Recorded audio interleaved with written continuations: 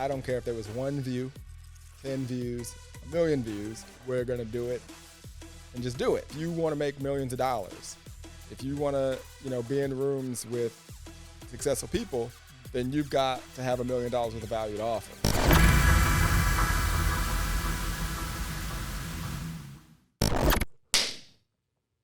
Oh, who bought the cheap popper?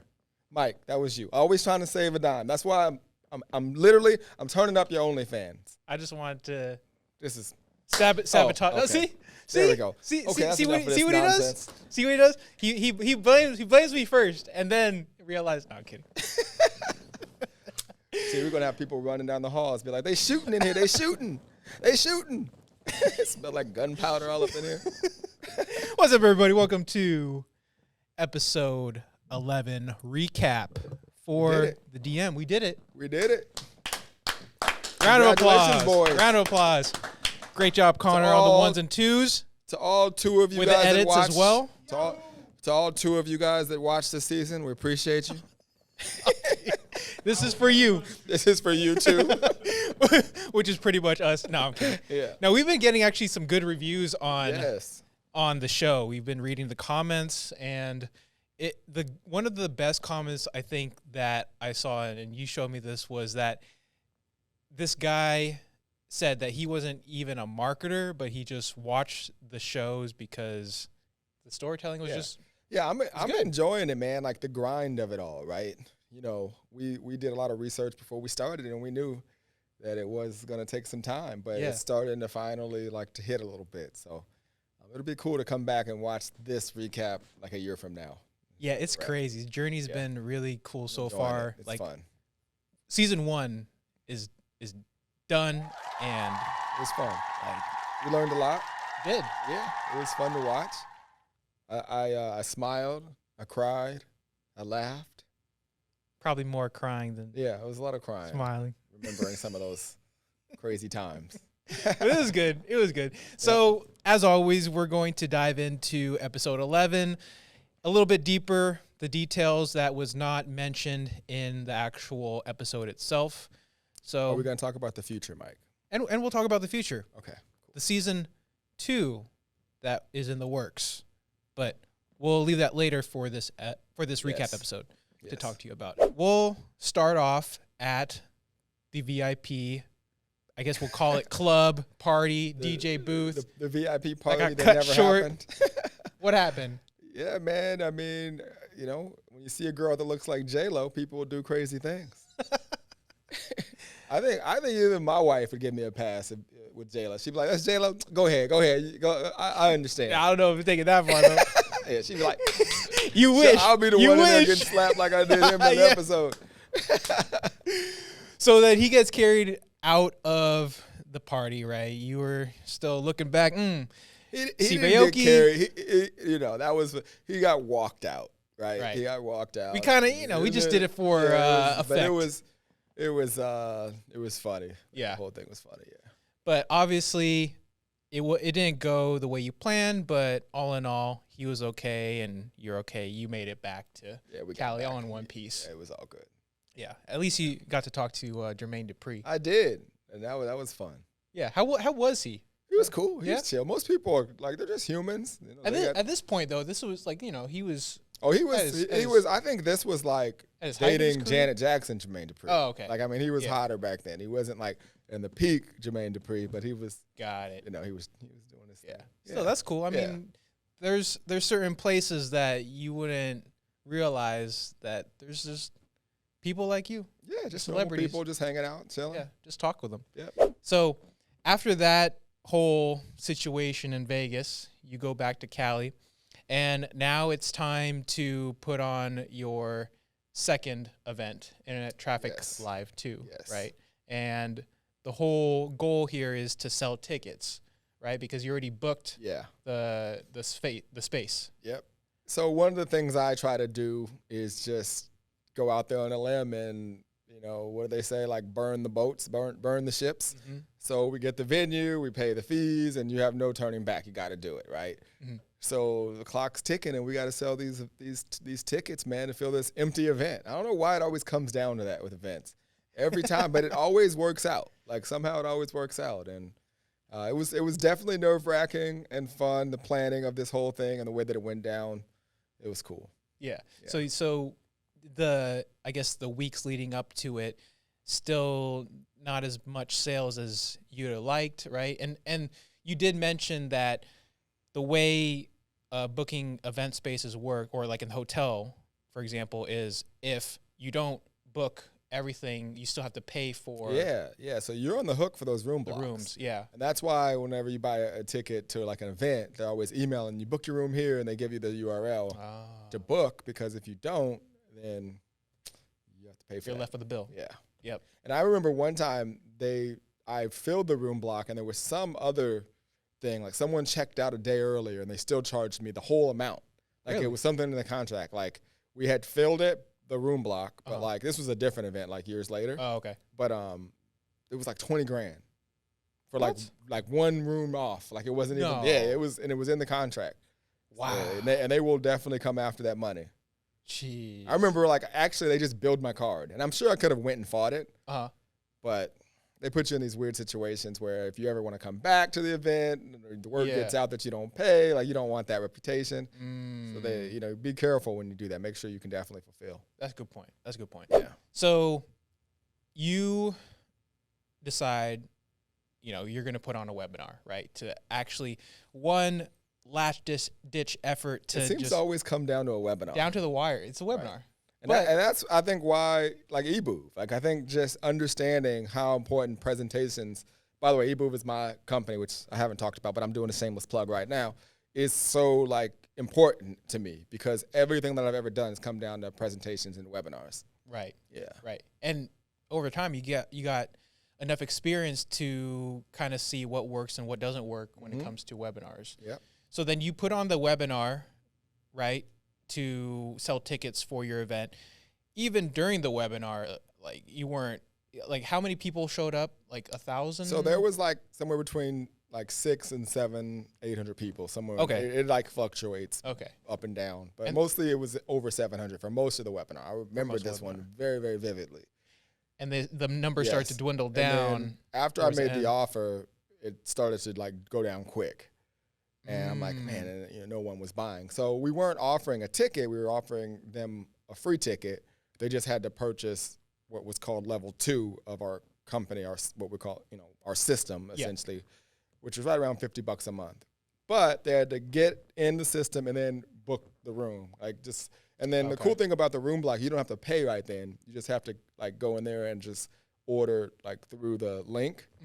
And then you like reserve. Maybe you do have to pay. I don't know. I never had to book through my own link. I think you actually maybe you do have to pay. Had to pay. But yeah, they were booking. I was seeing the room block fill, and I was seeing people come in the system. So it actually worked out really well. I think if I were to ever have an event, I might do something really similar, like offer a free ticket as long as you send us a receipt that you booked your room. Yeah, that would make it a lot less stressful. At least you got right. That would be covered. Right? Absolutely. So I know you mentioned you made the first offer, but then even then, still didn't see anything until it was like Q&A session. I think. Yeah. So at the end, and I did notice at the end. I want to be clear of what happened. So I made the offer, and I was very conscious on the webinar to focus on speed and access, meaning you're going to get to your end result faster, and you're going to have access to the real players in the industry. So I told them the offer is free, come to the system, book room, all that, and still no one was doing it. But I simply said, this offer expires at midnight. So that's what I actually said. The offer expires at midnight, and then the price is going to go up to $1,000 a ticket. And that was the thing that got everybody going. And that was it. Maybe they would have bought anyways, because I don't know. Maybe they were just waiting for it to end. But it was a good offer, though. It was a good offer. I mean, for $47, get in, as long as you book your room. And the way that it was, like, the spin on it, which is truthful, was you now have this system that has all these training courses. I do live webinars every week. So after the event, you can keep hanging out. Right. So it like made sense. Like, okay, I get all this, and then I get, access to you even after the event, and I get to go for free. So okay. It made more sense. So that makes sense. Okay. And that's what kind of pushed it over the edge. Right. And then a lot of those people ended up going to level 3 and becoming partners. So it actually became a profitable thing, which we didn't really talk about in the episode. But that was one of the beautiful things about the system. And then obviously, which I'm sure we'll get into, the traffic packages start to kick in at that point. And that's when it just goes into like supercharge mode. That's right. That's right. Because then that's when, with the traffic packages, can you kind of, I know you mentioned some, I guess you could say, comparing it to McDonald's in a way. Can you clarify So the reason why I compared it to McDonald's is the reason a lot of people buy McDonald's franchises is that they will help you with the location of the McDonald's, and they know the second that McDonald's goes up, it's going to generate X amount of revenue based on the amount of traffic that's passing through. They can predict these things. So it was the same thing when they became a partner. So we had so much data of how much people would make when they would buy a traffic package. So typically it was 2 to 1. So if you spent 10 grand, you'd make 20 grand. If you spend 5 grand on traffic packages, you'd make, 10 grand. So it was like 2 to 1. So when people would buy a 5 grand package, they'd make, 5 grand back, and then I would make 5 grand, right? So, but I didn't have to pay for the marketing because they paid for the marketing. But I got all the leads. Our system would keep the leads. So it was like a really, really cool, unique way of leveraging the system. That makes sense. So basically you were kind of having all the traffic run to the one link. We had and I'm a true believer in that. Like one really good thing where you can always make adjustments of the thing that you're sending them to. So a lot of people have multiple funnels. I believe in like having a singular funnel and have everything kind of splinter off from that one funnel. So when things would change, I could just change that one thing. Now, that's what I believed when I did that. As we'll get into in future episodes, there were some things where I went against my rules, and it may have cost me. You have to find out in the next season. But, so that's kind of what happened. So we just drive traffic to this one video, generate sales, and when they make money, I make money, but they pay for the marketing. Got it. Okay. Yeah. So I think this is a good segue to move into what to look forward for into season 2 of the DM. Yeah. So season 2 is going to be interesting. I think that you got a good mix of entertainment and the come up, right? Yep. And I think season 2, you'll be able to see the come down. So, more crying, more tears. You'll see more crying, more tears. There's also some spins, some things that I had forgot about that happened. I think early on in season 2, you'll see something that I don't think got enough hype when it happened, but I think you'll be impressed of that whole situation. We'll talk about that and some of the connections and the people I've been able to connect with as a digital marketer has been great. I mean, all the way from, as we've talked about, from John Lee Dumas to being in rooms with Tony Robbins, right? Right. To meeting people like Damon John, right? So there's so many people that I've been able to meet. They probably don't know me, but I've been in rooms and met them. Right. Right. So I remember when I was, what you've seen from the earlier episodes, watching yacht parties and wishing. So now being in those places, it's pretty crazy. Right. Yeah, it's pretty crazy. So that's good to know. So I know we mentioned some, I guess, kind of questions that people have been asking you, and I just want to bring it up.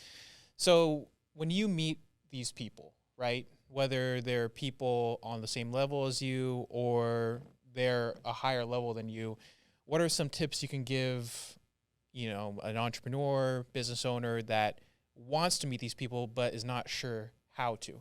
Yeah, so it happens a lot today, which is kind of disappointing, is people are very quick to ask for things just with no regard, and they take lightly and for granted someone's time. For me, that's the most valuable asset, time. You can't get it back, right? No matter how much money you have, you can't get it back. So for me, I always try to figure out a way to add value to the other person before I ask for anything. And to be honest, I rarely ask. Typically, it's just reciprocated. That's what happens, I've noticed, with people that are high performers. If you provide them with value, they naturally want to provide value back because they understand that one of the rules is, if you want to make more money, provide more value. Same way as if you want to make more money, make more offers, right? So a lot of the people who struggle, they don't provide value and they don't make any offers, but yet they want to make a lot of money.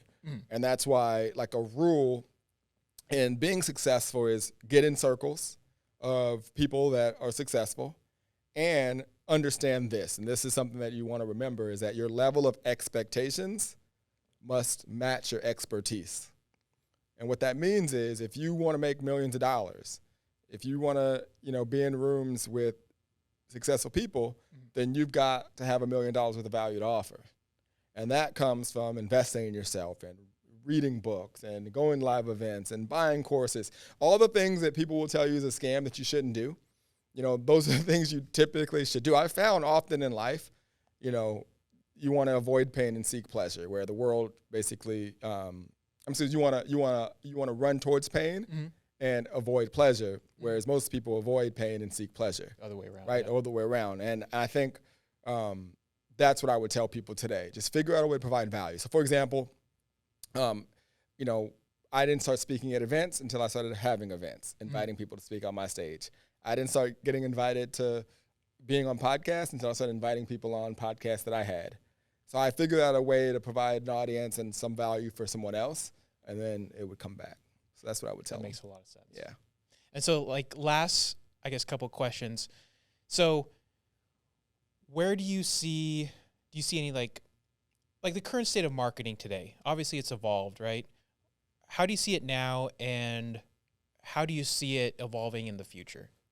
So the thing with now is, and again, I'm like one of those, I walk 10 miles in the snow type people, because there weren't the tools that are available today. There for sure wasn't any tools to build pages and websites and things like that. There was no things like EBOOV to make video and lead generation easy. And there was definitely no AI, right? You had to hire a copywriter and they'd charge you $5-10 grand to write a sales letter. Now you can have that up in seconds. That's all good, but it's also bad. If you've noticed, there's a lot of people now in the market and most people aren't making money. So you ask yourself, why are so many people not successful with all these tools, with all these people? You go on social media, the information is right there. It's because a lot of the information is free, so they don't value it. And everybody's in such a copycat mode, right? So everybody's in a copycat mode. Everybody's doing the exact same thing. And lastly, people don't have vision to sustain anything long enough to actually get the result. So even with what we're doing right now, I don't care if there was 1 view, 10 views, 1 million views, we're going to do it and just do it. I know the end result. I know that there's value being provided. Eventually it'll pick up. Most people do a couple videos, don't get, 1 million views, nobody comments, they're embarrassed, they stop. So these are just things of where I see the change. So because I came in where you had to invest money and you had to work to create something, my mindset is different. So I feel like the struggle for people today is this thought process that everything is so easy that it should be easy. And they don't have that muscle that they built, that muscle to grind, to continue to, have vision. Right. So if you can have vision, and it doesn't take long. Go make a list of the top 25 entrepreneurs in your industry. You probably won't even be able to name 10 that are really doing it big, right? There's your opportunity. You think that it's saturated? It's really not. It's just about being consistent. Very true. And I think with that, actually, I have a question for both of you. yes. What's your favorite episode of the DM? Favorite episode? Favorite episode. Ooh, that's a good question, Connor. You want to go, Vince? So I I don't mine. necessarily have a favorite episode. I have favorite moments. Can I give you a couple of favorite moments? Yeah. So my all-time favorite moment was actually 11, the beginning of this episode, getting kicked out of the club. I thought that was hilarious. And hands down, the funniest to me was the peacocking scene in Florida with my right-hand man. I think funny. that was hilarious. And, those would be my two that pop out right away for me. Those are good ones. Yeah. I would say I just find the progression amusing in a good way, because if we look at episode 1, how Vince starts off, you're all smooth, hey guys, welcome to DM. This is what's gonna happen. And then episode 11, what's everybody? Welcome to DM. No, but it's great. It's great. It's we had to get our footing down with this show, obviously we're gonna be like trying to see what works, what doesn't work. But now that we found a rhythm, it's great. You know, Yeah, it's the energy's fun. good. I'll tell you, sometimes I think the energy is overboard, like when I'm recording it. And it's perfect. Like the energy is not as overboard as I thought when I was shooting it. On camera is just right. So you actually, just rule of thumb, the more animated you are, you probably want to try to strive to do that.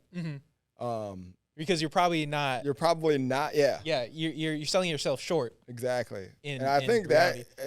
if I were to do an episode over again, even though I love what I share in episode 1, I wish my energy would have been higher.